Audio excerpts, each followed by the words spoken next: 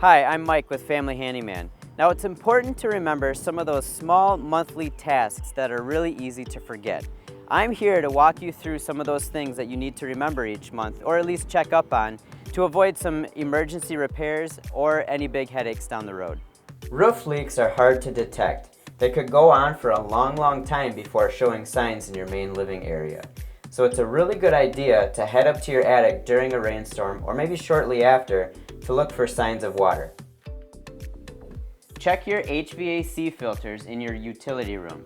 Now most filters are good for about 3 months, but it's a really good idea to check them every single month to make sure they're not dirty. Keep an eye out on your drains each month.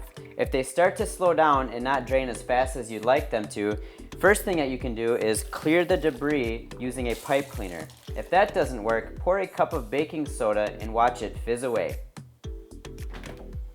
Now, depending on your fridge, there's going to be a grill at either the top or the bottom that'll give you access to the coils and the compressor area. You're going to want to at least check this area each month and clear it of any dust that may collect over time to keep your fridge running nice and smoothly. If you've got an automatic garage door opener, check the safety systems. The main one being these safety beams at the bottom of the door. All you've got to do is, as the door is closing, kick your feet in between the beams. If they're lined up properly, the door will go back up. Now, to keep track of all of these monthly maintenance items, put it in the calendar.